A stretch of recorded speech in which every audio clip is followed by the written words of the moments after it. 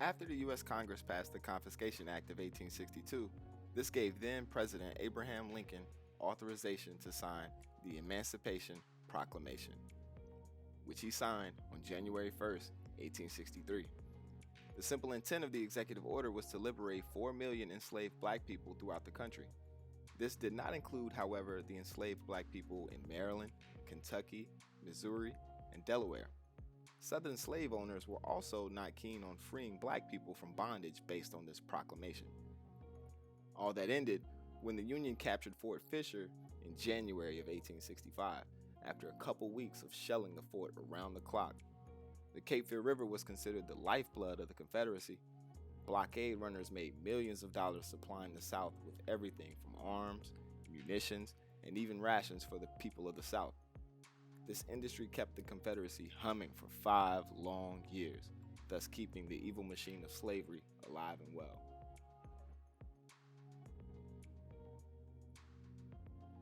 Throughout their advance, the Union forces freed black people from the awful conditions of chattel slavery.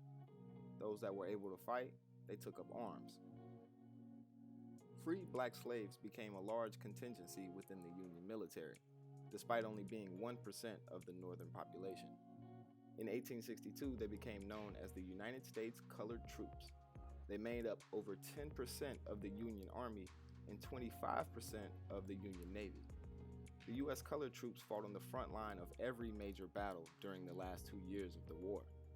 U.S. Colored Troop regiments captured Charleston, Richmond, and even Wilmington, the lifeblood of the Confederacy. Recognizing the pivotal role of the United States Colored Troops, President Lincoln declared, "Without the military help of the black freedmen, the war against the South could not have been won." There was great rejoicing in Wilmington amongst the newly liberated black community.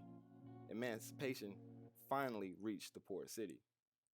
The 25th Army Corps U.S. Colored Troops were among the soldiers that marched down Front Street triumphantly.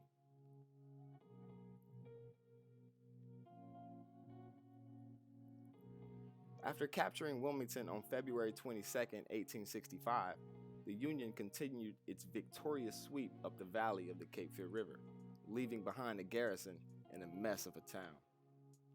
As Confederate General Bragg retreated, he ordered the 40th North Carolina to burn everything they could, for by his doing so, he would be preventing any hope that the Cape Fear could prosper after the war. In just a matter of days after the capture of Wilmington, the population had more than doubled. It was a safe point for black refugees looking for shelter, however brief. Food shortages led to many deaths, and a community relief committee was established to provide help to those that needed it. Alfred Moore Waddell, remember this name, a former Confederate colonel, wrote in his memoirs that Confederate vets and their families received the highest priority. The war was coming to a close, and the writing was on the wall for the future of Americans impacted by this long, brutal conflict. The future of 4 million newly freed slaves that had to integrate into a free labor society was then put into the hands of the federal government. The country was now tasked with creating a new social order founded on freedom. We're going to give this freedom thing another go, and this time we're going to add in some racial equality. On March 3, 1865, the U.S. Congress passed the Freedmen Bureaus Act in an effort to provide assistance to former slaves and impoverished white people. The Bureau of Refugees, Freedmen, and Abandoned Lands had been established and then assigned the duties and responsibilities that were previously held by the military commanders and agents of the Treasury Department. These duties included supervision of all affairs relating to refugees, freedmen, and to the custody of abandoned lands and property. Under the provisions of the initial legislation, the Bureau was to have been terminated 1 year after the close of the Civil War. The legislation was extended once in 1866 and again in 1868, but the function of the department was limited to education. Less than 3 weeks had passed since it was last fully extended before it was finally terminated in 1872. While the Freedmen's Bureau was active, it opened and operated hospitals, provided employment, helped locate family members, supervised labor contracts, provided legal representation, and provided food and clothing to a population that was destitute and famished after years of war wiped out local economies and ways of life for everyone.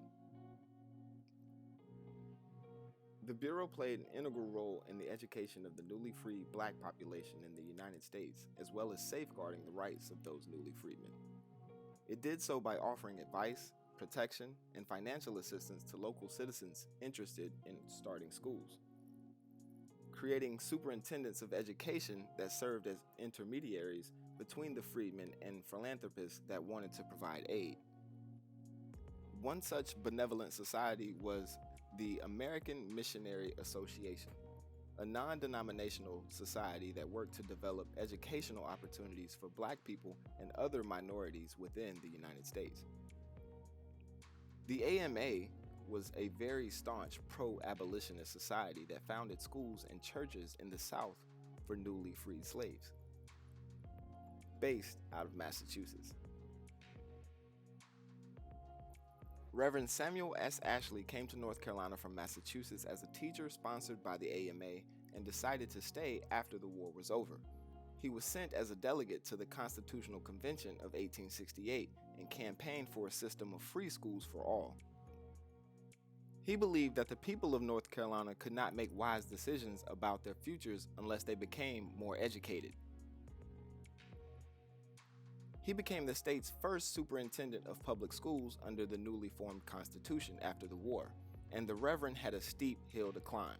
Not only did he face shortages in money, teachers, and schoolhouses, and even textbooks, most white people didn't want their kids going to school with black kids. White parents demanded separate schools, so there had to be two separate systems. He turned to Bishop James Walker Hood to be his assistant superintendent, or the superintendent for the black education system in North Carolina. Hood was a black Northern educator that had presided over the first statewide political convention of black people in North Carolina, which met to demand civil and political rights in 1865. In April 1865, 4 new schools opened in churches across the city, just 2 months after Wilmington was liberated. By December 1868, there were 8 total schools serving almost 600 kids throughout the county. The community effort that went into educating the black community caught the attention of wealthy Northern philanthropists George Peabody and Samuel Williston, who provided funds for the free colored schools as they became known. The city honored their generosity by naming the 2 most prominent schools, Williston and Peabody. Peabody School wouldn't get its final name until 1879. It began as the Campbell Square School and then the Wilmington Colored Educational Institute, the largest institution for learning to be constructed on the north side of Wilmington. In 1868, the governor of North Carolina approved the incorporation of the Wilmington Colored Educational Institute for the purpose of establishing a school for the education of colored children residing in the city of Wilmington without discrimination as to denominations. The Peabody School building sits at the corner of 5th and 6th Streets in between Red Cross Street. It's now home to Douglas Academy, but the memory of this institution must live on forever as one of the most influential institutions in the black community of Wilmington. The school closed its doors in 1985. The community never gave up hope for better facilities at Peabody School. In 1935, editor of the Cape Fear Journal, H.E. Gervais, sent the following letter to the editor of the Wilmington Morning Star. I hope you will find space in your letterbox column to publish this little well-meant appeal.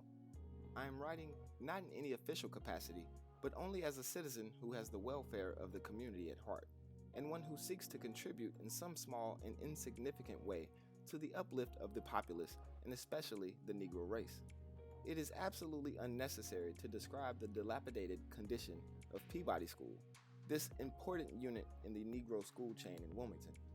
It is needless to mention the congested condition in which the teachers and their pupils spend their winter days with poorly heated, badly lighted, and ventilated rooms. Deplorable is a mild adjective to use in describing the building called Peabody School. It has become an annual habit of the officials to promise relief for this institution, but to the present date, conditions remain as they existed in previous years, probably a little worse. Little is known of Peabody graduates and faculty. The records were lost in a fire. The names of the faculty recovered can be found at the local library. One of the most notable graduates is James Benson Dudley, who went on to further black education in the state of North Carolina.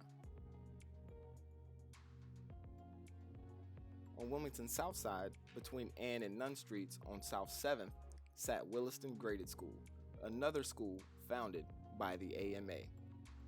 Fast forward to 1878, the AMA sold Williston Graded School to the Wilmington Board of Education for $3,000,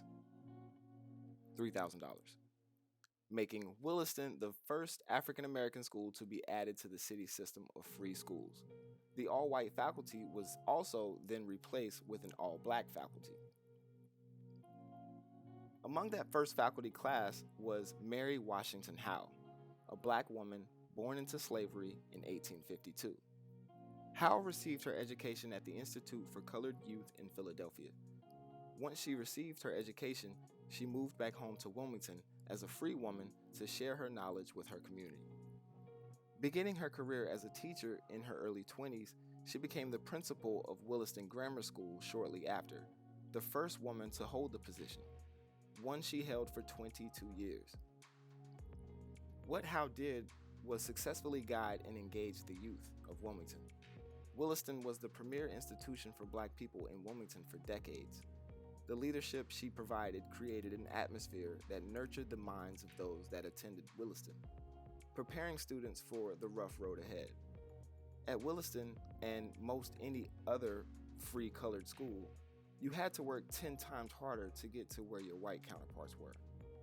Funding often dried up, and the city rarely approved necessary upgrades to keep Williston up to par with the white-only schools. Not only was there underfunding, but there was the occasional attempt of burning the schools down by people who just still didn't like black people. In that very first initial phase of transition, after the school had been sold to the city, Mary Washington Howe's leadership created a pathway to success despite overbearing harsh conditions. In this aspect, she's a pioneer because she gave the black community of Wilmington hope that we could use education to reach new heights. Her contribution to the community cannot be understated, and her story must be told to each generation. Known by a few different names, Williston School has an incredibly rich history of brilliant African Americans that have graced its halls not only as learners, but as educators too. Despite the heavy weighing system of oppression that prevented the upward mobility of black citizens in Wilmington, North Carolina after the Civil War, the community rallied together around each other to take control of their situation. The black community became a shining beacon to never give up for all those aspiring for change. Remember, as we celebrate Black History Month this year and every year, Black history is our history.